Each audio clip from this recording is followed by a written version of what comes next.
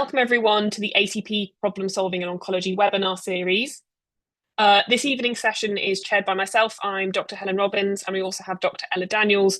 We're both members of the ACP Trainee Committee, and we're both registrars in medical oncology. And this webinar is really topical, particularly with the amount that palliative care has been in the news recently. And we're hoping to give an overview into some of the more complex pain management areas in cancer, which is a topic that's really important to ensuring our patients get the best care. Our webinars are recorded and will be made available on the EBN Health ACP Library website within a couple of weeks. And this is free to all ACP members. And you can also access all of the ACP Problem Solving in Oncology book series within the library. So I now have the real pleasure to welcome and introduce our first speaker of the evening. Dr Kate Tredgett is a consultant in palliative medicine and the Associate Medical Director at Gloucestershire Hospital's NHS Foundation Trust. So Dr Tredgett, when you're ready, over to you. And you've already shared your slides, so take it away. Good evening, everyone. Really fabulous to be here. Thank you so much for inviting me. As I'm sure you would imagine, as a palliative medicine consultant, pain management is a topic very close to my heart. What I want to try and do this evening is just give you a very sort of practical approach to managing neuropathic pain. So when you're sitting in clinic and you've got to prescribe something, what I'm hopeful that you'll have by the end of this is a way to think that through and make the best choices for your patients. It's 6 p.m, isn't it? It's the evening is upon us, so I need a bit of help from you all to be here and to be talking this evening. What I would really like you to do is, as we go, I'll just be asking you to put some answers to some questions into the chat. This is really helpful for me in terms of getting a sense of what's normal practice, for example, for you. So please do participate and contribute. In fact, doing so is compulsory. Being right in respect to any question is definitely not. But yes, when I ask, please do put some comments in the chat. So let's just have a think, first of all, about neuropathic pain in the cancer patients. So give me some causes. Just put in the chat some causes of neuropathic pain in cancer patients. Obviously, a myriad of causes. So things that some will be iatrogenic. So, for example, side effects from chemotherapy. Some may be very cancer related in terms of the tumour that's either squashing nerves, infiltrating nerves. Lovely, someone's literally just put that. Some will be due to the complications of interventions that have already happened. So, for example, in a thoracotomy, nerve pain isn't that unusual afterwards. And then remember that cancer patients also have a whole host of other things wrong with them as well. And some will be sort of moving into the palliative care setting, but some will be living with and beyond cancer, and so may also have coexisting diabetes, trigeminal neuralgia, all of those causes as well. Now, people who have worked in my trust and ever heard me talk before will know that this is my absolute mantra. But if there's a take-home message for you today, it is that the best way to treat any symptom is to treat the underlying cause. So this is really, really important. So before we embark on thinking about neuropathic adjuvants, we absolutely need to understand why the patient has pain, and we need to treat the underlying cause where we can. And in the cancer setting, steroids, so dexamethasone, may well have a big part in that to take the pressure off the tumour, off the nerves. Radiotherapy might be an option. There may be surgical options. Treating the cancer itself may be part of the solution. or there may be different drug regimes that cause less side effects for patients. So please never lose sight that the most important thing, where possible, is to treat the underlying cause. Thank you for the note about slides not moving. They don't need to yet. So with that in mind, can you tell me, so put in the chat, the most recent neuropathic drug you've prescribed or seen prescribed. So the drug that you've most recently prescribed or seen prescribed for neuropathic pain. Lovely. And what you're coming up with there are exactly what I was really hoping you would, which is the drugs that have the most evidence for management of neuropathic pain. Two really good studies or systematic reviews that it's worth being aware of. One was from the Lancet Neurology, and one is the NICE guidance on the management of neuropathic pain.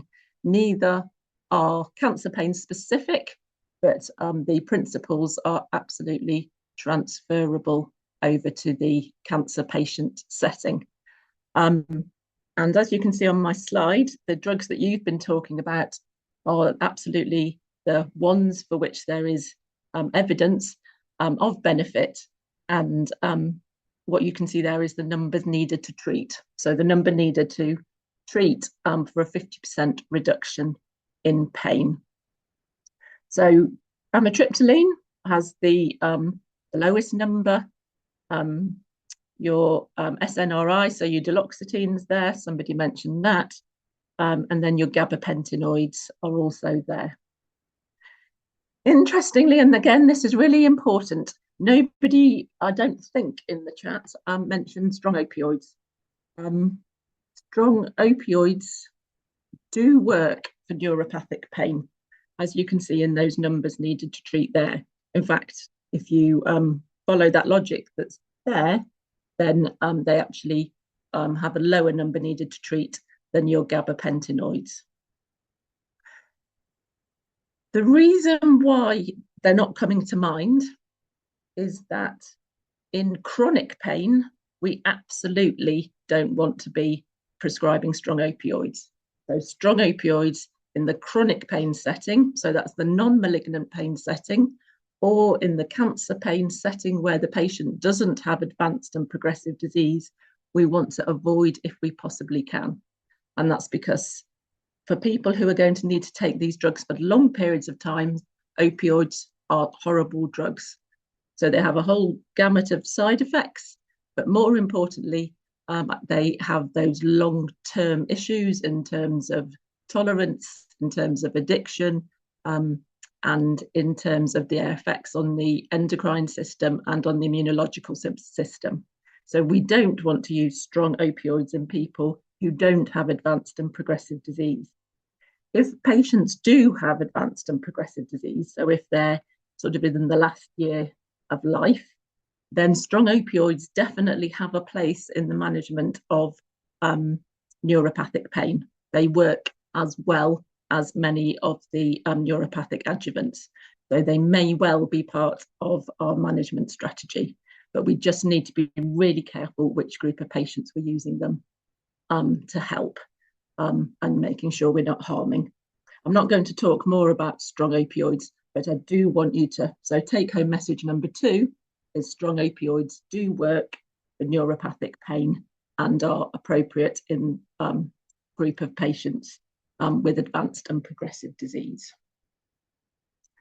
So we've then got to think about how we're going to manage the pain, and you've given me a whole list of possible drugs that you might reach for managing that pain.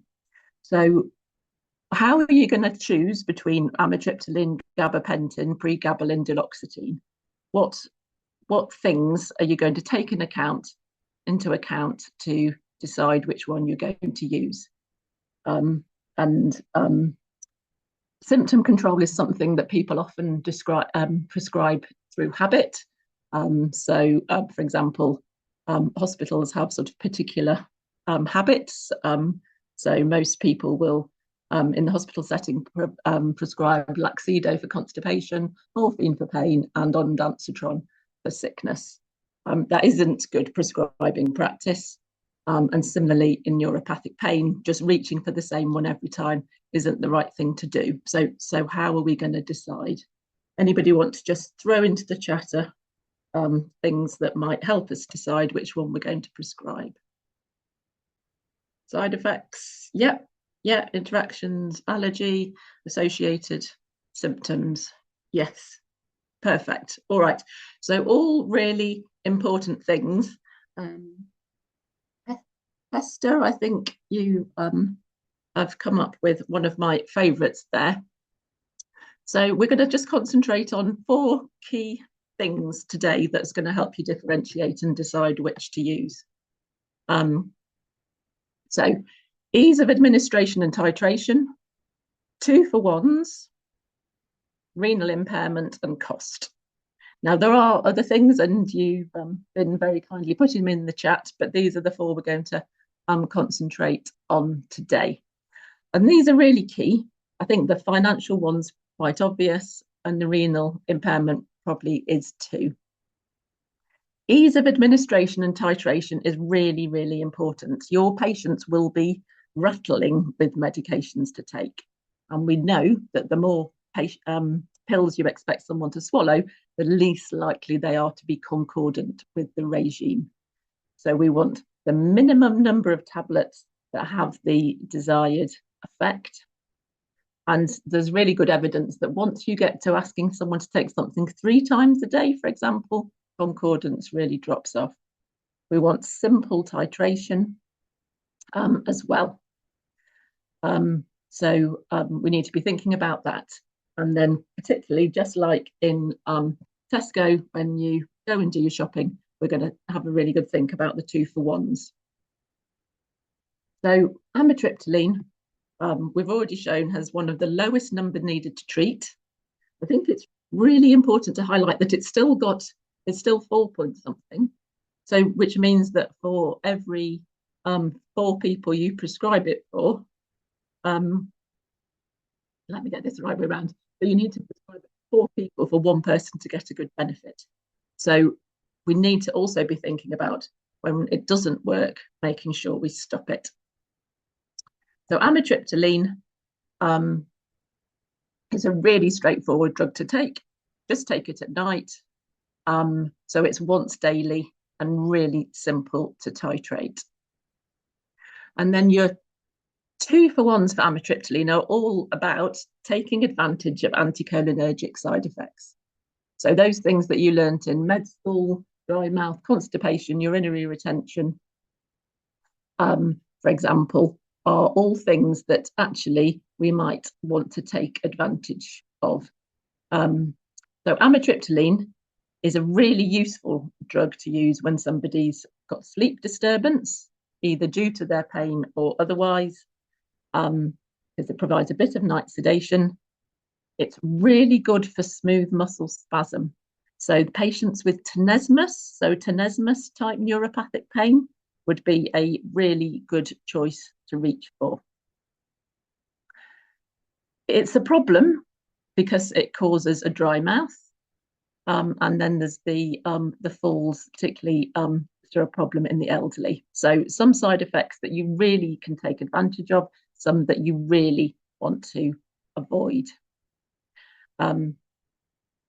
Reasonable in renal impairment, doesn't need a dose reduction per se, although do remember that all drugs in uremia, which impacts on the permeability of the blood-brain barrier, so will become more potent. So you would be more cautious in renal impairment, but it doesn't need a dose adjustment per se. And keepers chips. All right. So I looked after a lady and she had an advanced renal cancer, and she had lots of disease in her spinal cord that was causing awful, awful neuropathic pain in her legs. And we gave her amitriptyline, and she had significant improvement in her pain, but she unfortunately was really quite troubled with the dry mouth. So in that circumstance, we can swap somebody over to nortriptyline. So nortriptyline is what amitriptyline is converted to in the liver. And think of nortriptyline as amitriptyline without the anticholinergic side effects. So if someone's really troubled with a dry mouth, you can swap the two over. And it's the same dose. So 25 milligrams of one is the equivalent to 25 milligrams of the other. We did this for the lady that I'm thinking of, and it did improve the dry mouth, but unfortunately it took away the night sedation. And actually what she realised was how much benefit she was getting from the night sedation, and ultimately she chose to stick with the amitriptyline. So amitriptyline and nortriptyline are a really good starting point. Just put yes or no in the chat for me. Amitriptyline, any good as a 2-for-1 for depression? Somebody's got low mood alongside their pain. Is amitriptyline a good choice? Yes or no in the chat. Okay, mixed answer. So you're absolutely right. Amitriptyline is an old-fashioned antidepressant.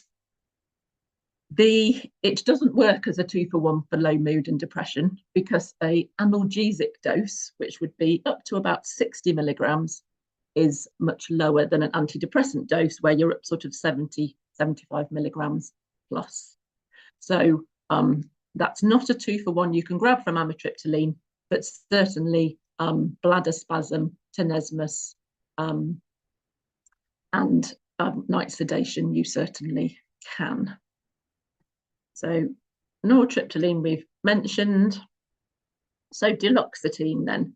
So duloxetine has a slightly higher number needed to treat than amitriptyline, but has a different 2-for-1s. So it certainly might be a thought for your patient for whom low mood or anxiety are significant issues alongside their neuropathic pain.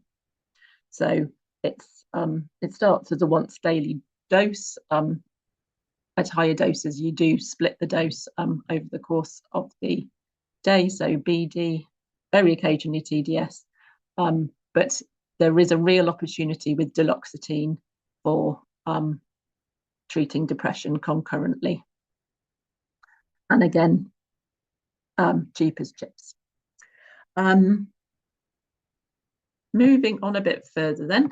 So then we've got our gabapentinoids. So we've got gabapentin and pregabalin. Just put in the chat which one you'd go, which one would be your normal one to prescribe, gabapentin or pregabalin. Okay, so a bit of a mix. Okay, so gabapentin and pregabalin in terms of efficacy are really quite similar. I don't think you can really distinguish between them. So in terms of effect on pain, pretty similar. Gabapentin has disadvantages in terms of TDS dosing and complex titration. So you have to do that 3-day titration as you move between doses. So gabapentin definitely has a disadvantage in terms of that. Somebody mentioned very recently cost in the chat, and there certainly was a time not very long ago when gabapentin was hugely cheaper than pregabalin, and so all trusts were very much pushing gabapentin as the first line. Pregabalin is now off its patent, so there's generic forms out there. So the cost between the two, the differential is negligible. The 2-for-1s are actually quite interesting with these two drugs as well. So just bear these in mind. So gabapentin, difficult titration, certainly would have a role for spasticity, and gabapentin can be really fantastic for central hiccup as well. You can give somebody a gabapentin challenge that really helps with hiccup. Not great in renal impairment. You need to be adjusting price very reasonable. And pregabalin has the advantage in terms of administration and titration. Pregabalin is licensed for a generalized anxiety disorder, so certainly has a role there. same disadvantage in terms of renal impairment. And again, now the price is similar. It certainly didn't used to be. So those should be your starting neuropathics. And you should be picking really one of those 5 in the first instance for your patient. But when you do, you want to think of all those 2-for-1s and what else you can get from this drug in order to help the patient, and how you can make it as straightforward as possible in terms of the numbers of pills they've got to swallow and the ease of titration. These other ones, and I'm aware of the time, I'm just going to be very brief about lidocaine patches. The evidence for their effectiveness really isn't very strong, but they do have a huge advantage in that there's very little systemic absorption. So a lidocaine patch in somebody who you don't want to precipitate sleepiness or any side effects like that is worth thinking of. The price also is worth thinking of. Look at how much it is compared to the other drugs. So very, very important with a lidocaine patch that you try it. If it is ineffective, you stop it, because very often it is ineffective and it's pricey to just be wasting money on.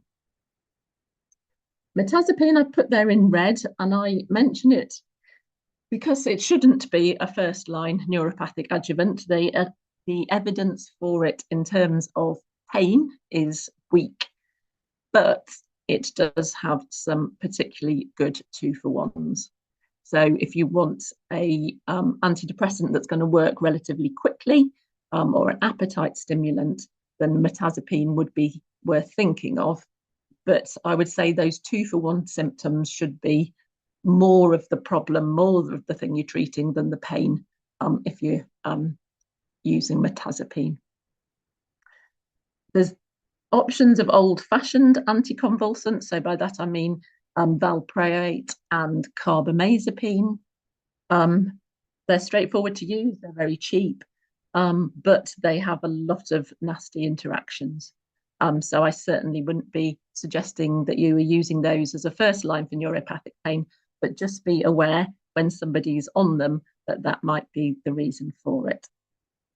And then ketamine and methadone, I absolutely wouldn't be expecting you to be starting, but these NMDA receptor antagonists are certainly sort of further up the line options for people with really difficult pain.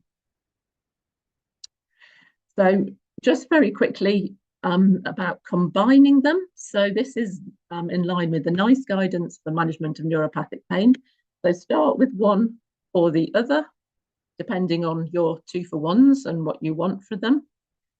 Assuming you get some benefit, but not enough benefit, then you add in the other that you haven't tried already.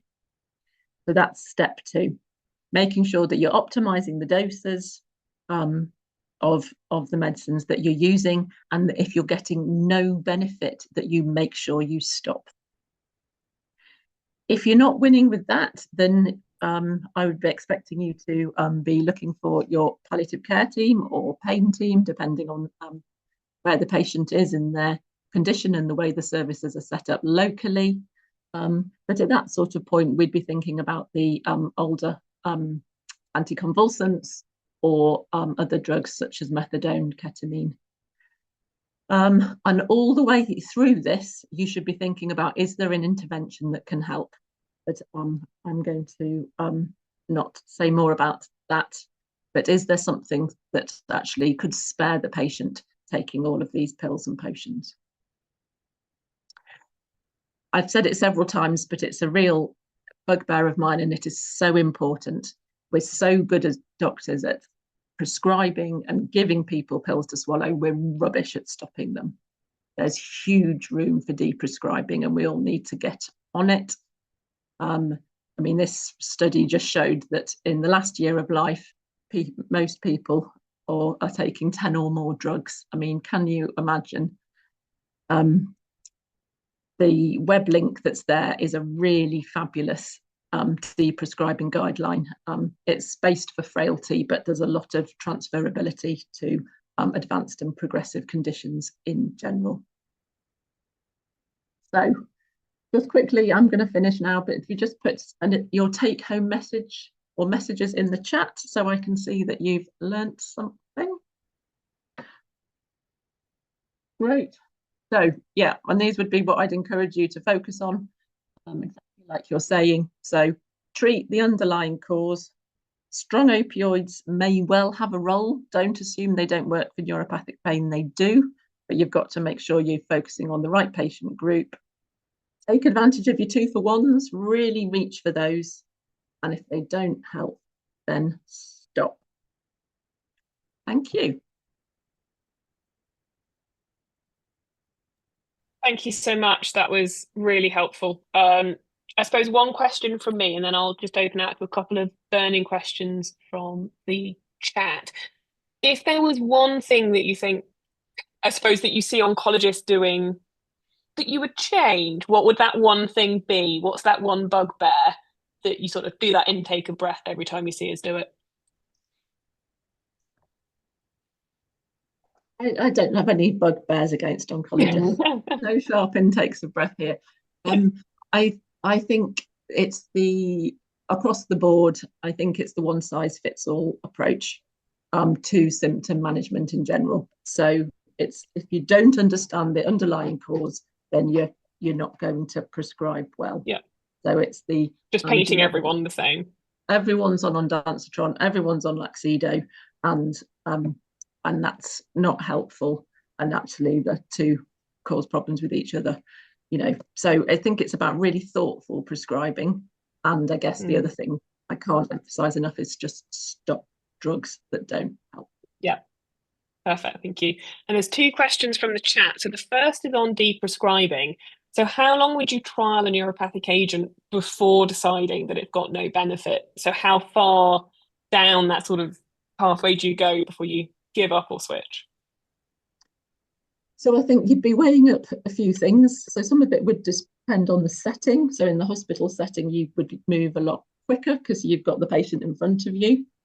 In terms of upwards titration every few days, but also you need to be thinking about whether the patient's sort of tolerating it. But assuming they are, then you would sort of move fairly rapidly so you can up titrate every few days. We would quite commonly, if it was really difficult pain in the hospital setting, get going with amitriptyline, maybe get that up to 20 milligrams, and then be adding in the gabapentinoid. Then our patients would almost certainly be on a strong opioid, because strong opioids are really effective for this sort of pain. So it sort of depends a little bit. I'd say 60 milligrams of amitriptyline. If it's not working by that sort of dose, it's not going to get rid. Similarly, gabapentinoids, I don't know what, 600 milligrams of gabapentin, I'd be expecting to see something. And patients can tell you. They'll say it's helped or it hasn't. And they'll certainly tell you if the side effects are overwhelming. I think that just leads into the second question, which is, in the ladder step 1, would you trial both drugs one after the other, or would you when would you switch, or when would you combine? So if you've had some benefit but not enough, you combine. If you've had no benefit or intolerable side effects, then you get rid. And there's actually just worth noting in terms of amitriptyline and duloxetine there. So if the amitriptyline's helped, but the side effects haven't been well tolerated, then it's worth switching to duloxetine. If the amitriptyline hasn't helped, it probably isn't worth switching. Thank you so much. So I think that's the questions from the chat. So I think we will now move on to our second speaker of the evening. So next we have Dr Eilidh Burns, who is a consultant in palliative medicine at the Beatson Oncology Centre in Glasgow. Grand. Okay, thank you very much for that introduction. And Kate, thanks very much for your talk. I'm definitely borrowing that table for some of the teaching that I do in my hospital. So My name's Eilidh Burns. I'm a palliative medicine consultant based in Glasgow. I work in the Beats and Oncology Centre in the west side of Glasgow, but covers pretty much the west of Scotland. So all the way down to Ayrshire, up to Forth Valley, if you know your Scottish geography. So quite a large chunk of the population, probably just under 50%, between the two big cities. So I've been asked to talk today about interventional methods. So I will just move my slide on. So I'm going to do a very brief overview of our service, and I appreciate that there are only a couple centres that do this nationally, and we all do it a little bit differently. And just in the last year or two, we've come together we had a really useful sort of forum where we've now come together to sort of share our practices and try and learn from each other, which has really hopefully benefited the service nationally. So I'll speak very briefly on just what we do, because I think it is a little bit different each one. I'm also conscious that I'm very glad Kate's had a very practical talk that you will hopefully go away and use on your day-to-day. I appreciate that this is maybe a little bit more niche, and some of you might not even have this available in your area, but hopefully in the future we will be able to have access to this for more of our patients over the country. I'm going to use a couple cases to just illustrate what we do, and I think I've tried to pick ones that well, one in particular I've tried to use that sort of had the benefit of ongoing oncological treatment for them. So really just to gain awareness of the potential interventions that are available, hopefully in some of the facilities that you refer to, and maybe a little bit more about sort of who and when to refer to. Okay, so we've been on the go since 2007, mostly for local Glasgow patients. And then as the service was built up, we were able to become a regional service from 2014. So I actually have quite a wealth of knowledge now of, and the numbers that we are doing are probably in keeping with some of the services that have developed down in England. We are an MDT. We're very proud of our MDT. So we're made up of 2 palliative care consultants, 4 pain management consultants, previously known as chronic pain consultants, who are anaesthetists by trade and actually perform the procedures. We have a clinical nurse specialist who keeps us all in order, a clinical psychologist who helps us with making our assessments and does now have some ongoing input for some of our patients after procedures. We have a specialist pharmacist who's vital to the drugs that we use for our intrathecal patients in particular, and a specialist physiotherapist. So a very big team.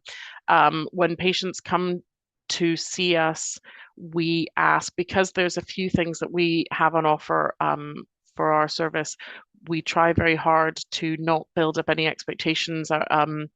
The referrers to our service are very well trained to try and not lead their patients on in terms of what they might or might not be there for, and we try and assess their pain and decide what if any intervention is the best one for them, just so that they're not disappointed if it's not the one that they thought they were going to be available to, or actually quite a portion of our patients might not even be offered an intervention, and that can be difficult as well. So the main aim of the interventional cancer pain service was to try and help these patients that don't have adequate pain control by the normal sort of analgesic ladder, or are extremely limited by the side effects of the medications that they're on. And that tends to be the 2 main reasons for asking for referrals to our team. So the first patient I want to talk to you about is a lady who's very well known to our service now. As you can see from the dates of things, she was first referred to us back in 2022. She's a 65-year-old woman who'd had a recurrence of a cervical cancer, had a two previous diagnoses of it with surgery on both occasions. However, on this occasion, she was diagnosed with a large sacral mass, and although not metastatic disease at diagnosis, certainly significant enough disease that there was very limited options in terms of any sort of surgical intervention now. And she did have pain at the time of her diagnosis. However, it did improve briefly with her chemotherapy at the start. So she had paclitaxel and carboplatin. She did manage 6 cycles, although the dose had to be reduced due to toxicities, and she did have at least 1 episode of neutropenic sepsis, although she really suffered from rigors throughout her sort of undiagnosed rigors throughout, and she also suffered from joint discomfort and peripheral edema, which I gather from my oncology colleagues is not uncommon for this regime. During one of her interval scans, she also developed a large saddle PE, and after the chemotherapy was finished, she then went on to have some palliative radiotherapy at the start of 2022. Unfortunately, she continued to have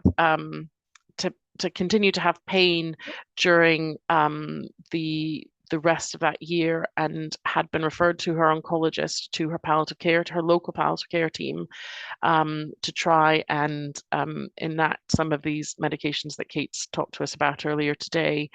And probably as a result of that, I would think wasn't really suitable for any other lines of treatment from her oncologist.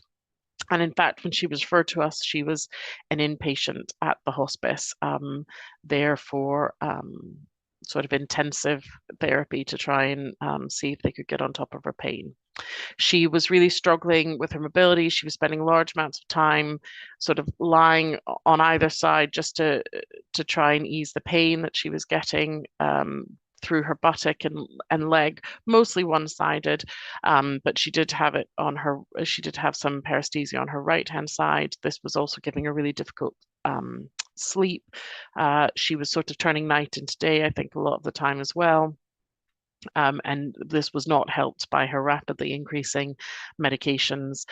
She was starting to really be able to describe the drowsiness from her medications, and it's probably something that we see a lot of, because I suppose it's one of the few times when our patients go from very large doses of opioids and other adjuvants to sometimes almost nothing. And even the ones that you think are coping really well, that are clear, that can sit through an entire consultation, our first consultation with them usually takes over an hour in some situations, and they can sit through all of that, they can chat to us, but they are blunted, and it's really difficult because they've become so used to it, their families have become so used to it. And actually, when you then, if you are able to reduce those and take those off, both the patient and, well, more their families describe the significance of being able to see them return to themselves. So I suppose sometimes it's not even just drowsiness, it's actually just the kind of the blunting of their own sort of personality. And in fact, we're actually in the process of trying to measure that in some way for our patients to show the benefit of that, because that's fairly anecdotal at the moment. So she was seen in clinic. She had this very deep sort of severe pain that really didn't have any specific features, although I suppose worse on movement, but could come on at rest as well. She did have this altered sensation on her right leg. She came to clinic with her husband, who dropped her at the front door. She managed to walk in with a stick, but she really struggled to sit for any length of time. And I still sort of remember her kind of moving constantly during that first consultation with us, sort of perching on one buttock at a time. And we always ask our oncologists for prognosis for any of the patients that are coming to us, just a rough estimate to help guide our conversations with them, and also to judge where the patient perhaps thinks they are in their journey as well. And her oncologist had estimated that she was measured in months, possibly up to a year, but certainly wasn't able to offer her treatment at that point, and thought things were quite limited. And as I said, she was an inpatient in the hospice. She did have a husband who came with her to clinic, and she had good support, and her daughters. Obviously, her pain scores, we asked for, this is the brief pain index scores. So we asked them their pain in the last 24 hours for their worst score, their lowest score, what they are on average, and what they are currently in the clinic. So obviously very high marks there. Some might think that this isn't a particularly high dose of oxy. We are now seeing, gratefully, to our referring colleagues, that they are sending us patients who, I mean, obviously she's on a significant amount of adjuvants, but they're not on the same doses. We've actually done a study to show that actually the referral doses are now significantly less, because I think we are realizing that the bigger doses aren't actually helping our patients in any sort of way. So they're starting to refer people that are on lesser doses, but perhaps suffering the side effects of them, or on a lot of adjuvants without significant improvement in pain and function, which is a big part of what we look at. So quite a significant smorgasbord of drugs there. So these are the main things. These first two are probably the mainstays of our treatment. We offer intrathecal drug delivery or cordotomy. I'll talk about both of those in a little bit more detail. We very occasionally offer nerve blocks, and we used to offer celiac plexus blocks, but now we feel that our colleagues who are doing them endoscopically, the surgeons in our local service, we tend to refer them directly. If anyone comes to us for a celiac plexus block, we tend to refer them on to the surgeons, as we think their method is safer than the one that we were previously doing with patients prone. And as I said before, sometimes we're not able to offer them any intervention at all. This can be very difficult. I think in the interest of time, I'm going to not give you the option of what we had, and just go on to the answer, which was we considered an intrathecal drug delivery system for this lady. So what this is a continuous flow of medication into the CSF. We aim to sort of direct it at the site of action. So most of them, so it's in some places, and in fact in France, where some of our team went to visit the services over there, do go much higher. We tend to insert at sort of L3, L4, and then thread the tip of the catheter up till maybe as high as T10 for our patients. We don't tend to go higher than that, but that's something that we are looking to expand to do. It's more useful for bilateral pain. We obviously have the cordotomy, which we'll talk about in a little bit, which we tend to consider for unilateral pain. And obviously you are inserting external devices into a space which is normally enclosed. And so the big risk, especially for our patients who are self-selecting as advanced metastatic cancer patients, who might also be on various other treatments that are causing them to be prone to infection or possibly even wound healing. So sepsis is a contraindication, and obviously, as this woman, as I described earlier, was previously had a saddle PE, so she was also anticoagulated. So we have to consider those, as well as the non-iatrogenic causes of coagulopathy in our patients. And we do consider the psychosocial aspects of whether they would be amenable to this type of procedure. It's quite a daunting take. They come in for over 2 weeks to have a trial with us of an external device. I'll just go on to the next slide to show you. So the first stage of it is the insertion of an intrathecal catheter in theatre. They then come back to the ward. These patients are admitted into the oncology centre, although they're under the care of the palliative care consultants while they're doing the trial. They have the catheter tunneled round to the front of the abdomen and then attached to an external device, which allows us to titrate. This is the device here. So this, hold on, I don't know if you can see it on my thing. This allows us to sort of change the cocktail of medications to try and get good pain control. We set out they set themselves some goals. We help them and set our own goals for what we hope to achieve, to say that an intrathecal trial was a success. And if that is the case at the end of the trial, then they go on to have a pump inserted into the abdomen. And so the entire system is therefore enclosed. This little dimple here is where they then come back to clinic every 2 weeks and have whatever's left of the reservoir taken out and a new dose of the medication inserted. The pumps are getting more and more sophisticated now. We're able to adjust them with a sort of a tablet and a controller to give bolus doses if need be.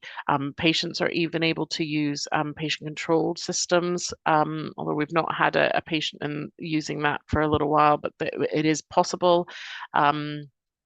So the system is getting much fancier now. These patients will ultimately be, counseled that this is something that we would intend for them to keep in for the remainder of their life, and also we counsel them and their family that it would need to be removed after death as well. But they would have to commit to coming back to clinic for 2 weekly refills. Sometimes we are able to extend those depending on the drugs and the doses that they're on, but they kind of need to, from the outset, agree to at least 2 weekly refills. Obviously, towards the end of life, that's something that would be hard for them to do, and so we do go out to patients either at home or in hospice to do their refills towards the end of life. But ultimately, you need someone who, for at least a significant period of the time with the pump, would be able to have it at home. The main drugs that we use are local anesthetic and an opioid, almost always preservative-free morphine and levobupivacaine to start. Occasionally we rotate these drugs. I don't think you need to worry too much about the calculations, apart from the fact that this is their oral morphine equivalent, and obviously this is their intrathecal. So you can see that you are using significantly less opioid, and you're obviously using it rather than systemically. You're really using it in a local fashion. I would say, though, however, that most of our patients, this is probably not what helps them. And actually, the local anesthetic, the thing that they've not had before, is the one that usually decides whether they're going to be able to benefit from it. You can imagine that too high a dose of local anesthetic will affect motor function as well as sensory. And so therefore, what we really need to do during that trial period is to ensure that they're getting as good pain control as possible, but without reducing their motor function, certainly not to worse than it was before. So we're trying to maintain, and if not even maintain, to improve their function. I'm not going to go into this. This is just there's occasionally we alter the drug, so we add something in, but I'll not go into that. So during the trial, they come in, like I said, they've been set a goal that they would like to achieve. So for this lady, she was very keen to be able to sit for longer periods of time, to be able to get in and out of a car, go and visit her family. She wanted to be able to mobilize with a pain score less than 4. So they see us every day, they see the physio every day, and we work towards those goals and see with titration of the drugs whether we can achieve that. While we're doing that, we also try and reduce their systemic medications. Now, this lady was brilliant, really. She hardly needed any titration. She actually got good pain control from the off as soon as we introduced the local anesthetic intrathecally. She had reduction in her pain score. She was able to mobilize much better. She was sitting out in the chair for hours of the day, which she'd never been able to achieve before. We were able to, so we usually reduce their opioids first, and she significantly reduced those in the trial process.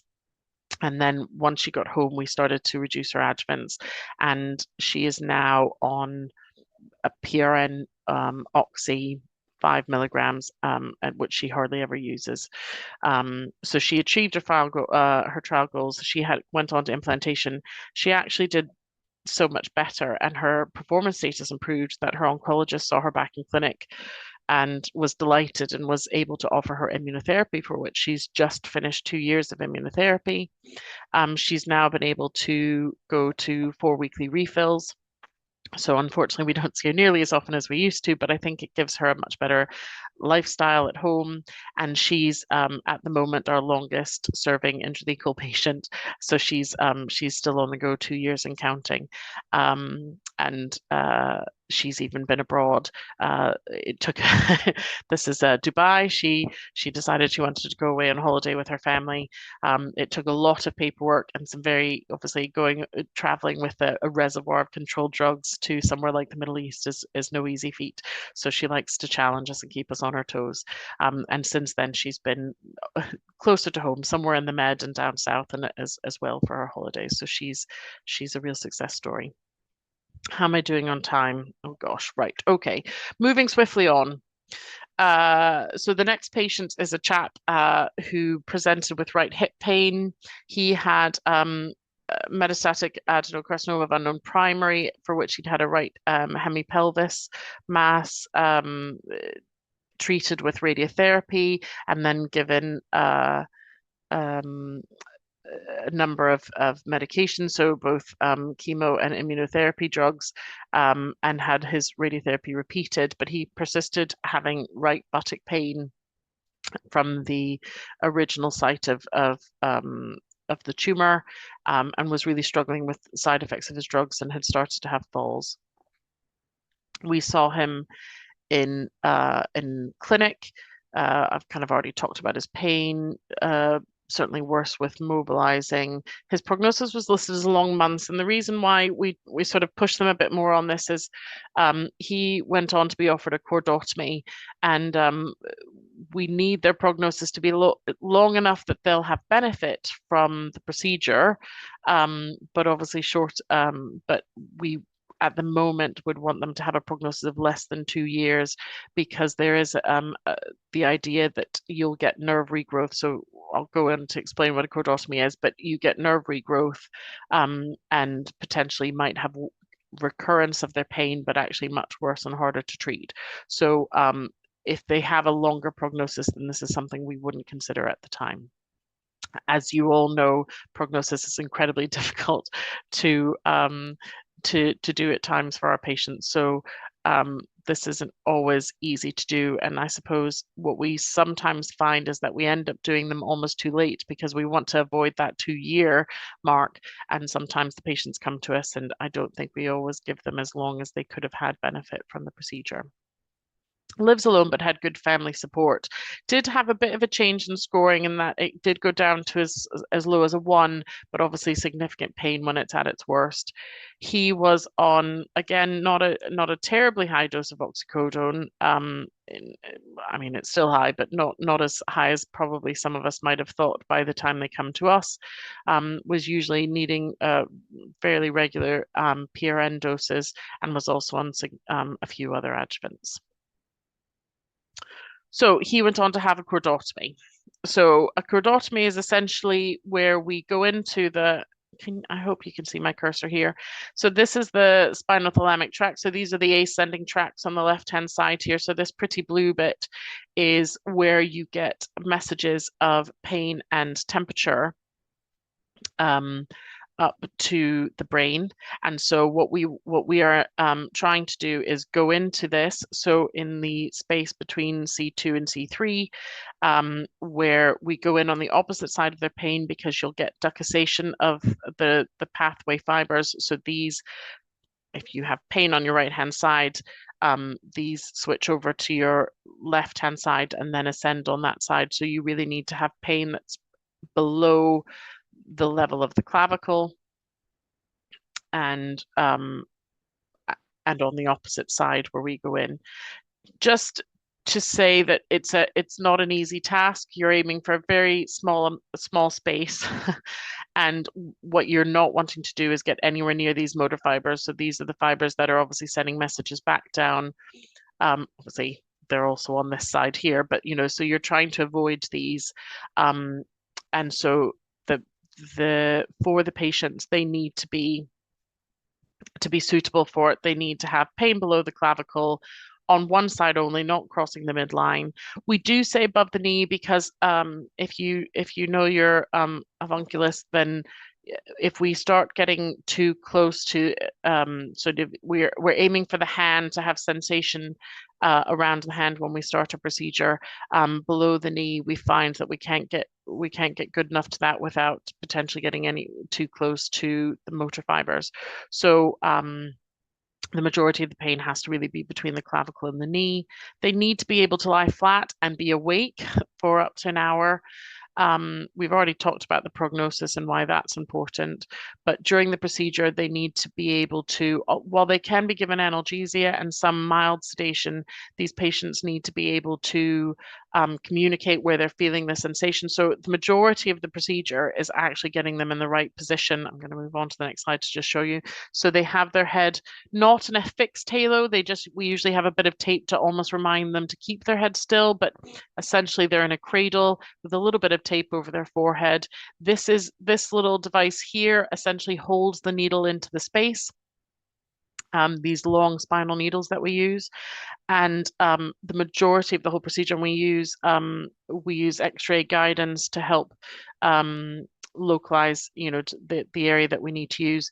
So the majority of the procedure is actually being in a good position, and once you're in the right position, then the procedure itself, so they get diathermy. So we usually give sort of a 30-second, then a 60-second, then another 60-second sort of jolt of electricity to try and burn these fibers through. It can be incredibly painful during those 30 seconds, and they're obviously been given advice about this pre-procedure, but it can be quite difficult for them. While that's happening, they also need to be squeezing someone's hand and lifting their leg to ensure that during the procedure we're not damaging any of the motor fibers, or that they're not having any functional loss. This all happens in the space of a week. So they usually our theatre day is a Wednesday. So they come in on a Tuesday, they go to theatre the next day, obviously with bloods, in particular the coag being well, and then we rapidly titrate opioids in particular, because if this is successful, then you risk them going into toxicity with too much opioid on board. So we rapidly down titrate their opioids. We tend to do any other drugs more gradually over a 6-week process, or possibly even longer, depending. But we tend to follow them up. So they get discharged on a Friday from hospital, and then we follow them up at 2 and 6 weeks post-procedure, and then they're really discharged back to their specialist palliative care teams thereafter. So this is almost just a one-off procedure. It doesn't require ongoing care, and so because of that, while we can't offer the intrathecal patients, we can't offer the intrathecal procedure to patients out with the West of Scotland region. We are able to offer this nationwide, Scotland-wide, I should say, because as long as the patients are able to and willing to travel, this would be a one-off, not even a week in hospital in Glasgow, and then they're able to have their follow-up at 2 and 6 weeks online with us now. So the bulk of the procedure is sort of done in those few days, and then they're able to go back to their. So we've had patients from Grampian, up in Aberdeen, Inverness, Dundee, elsewhere come in and have this procedure, obviously with a little bit of money changing hands between health boards to keep us all correct. So he had improvement in his pain. We were able to reduce his medications, and he was discharged home. He did die in the hospice about 4 months later. So like I said, I think sometimes because we're trying too hard to avoid the ones with a longer prognosis, I think sometimes we are at risk of doing it too late as well. So it's having a mind to those patients when you're considering whether it's appropriate to refer them. So hopefully you can see that there is a role for intervention in cancer pain. It's certainly in that first case, and there's another one I've used in previous years where the patient was actually not able to sit for radiotherapy because of pain, and by having the intrathecal in situ, they were able to go on and get further radiotherapy to a large pelvic mass. So it allows, and we try very hard to work in conjunction with our local oncologist to continue to have ongoing cancer treatment in addition to their interventions. So it's really for patients that you're considering that are resistant to sort of the normal interventions. Almost all of our patients do have palliative care teams, although we do accept referrals from our oncologists. That kind of changed during COVID times because we really didn't want to delay the patient coming to the service by having their oncologist refer to their palliative care team and then to us. So they were kind of jointly referring to the palliative care teams and to us during that time. We've kind of kept it going, but all these patients will then go back to a palliative care team, even if they're not known to them before the intervention. I do apologize that this won't be available to everybody, but hopefully you found it useful to know that it's there and it exists, and hopefully will be coming to your centre soon if it's not already. Sorry about the delay. No, thank you so much. I suppose that they're both really thought-provoking cases. What is the appetite to roll this out more widely? So we certainly tried to roll out the intrathecals to all of Scotland, and had a national bid that was unfortunately turned down just beginning of last year, which I think was, you know, a money thing beyond anything else. I think there's certainly recognition of it. My colleague who's now retired did publish a few papers just before she finished that did demonstrate that obviously it allows patients much better outcomes, much better cancer outcomes, by giving them good pain control and also allowing them to not be in hospitals or hospices for longer periods of time, so reducing bed days. However, it's as you can imagine. So just to give you a rough idea, we probably do at the moment, we're doing about 5 intrathecals a year, so not a huge number of patients. So we're not wanting a huge lot to roll it out nationally. We would probably need maybe 1 or 2 other members of staff to be able to just do the training to have it more widely. I think there is more scope for it down south. Obviously, your higher density population means that I think you'd be able to access it. We have the difficulty with geography being really difficult for our patients. I won't even get into the Highland and Island ones where they're off on some distant island to try and imagine doing a refill for them. So I think we will see it. I think there is definitely a keenness in the pain management consultants south of the border that we've met that are trying to introduce it. And I think, if anything, they're trying to bypass the palliative care teams and get straight to the oncologist and say the oncologist should be referring them these patients. So I'm sure you'll I guess if you know these guys, you'll know that they're keen to start doing more of these. So yeah. Thank you so much. Do we have any questions from the chat? Just while we wait, I suppose my other question is theoretically, if someone was to rock up in a peripheral hospital, so I work in Birmingham, so if one of your patients came to Birmingham, would it just be liaising with anaesthetics? Would they be able to sort out the refills, or is that? Yeah, no, that's how would that work if they got lost? That's a good question.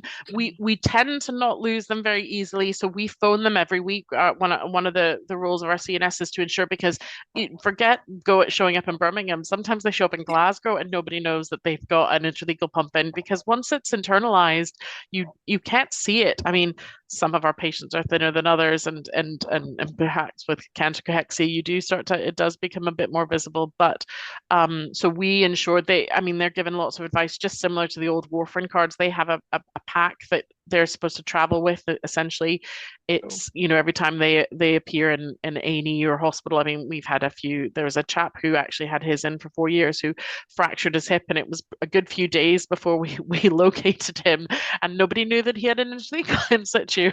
So well, they did eventually find it on the X-ray.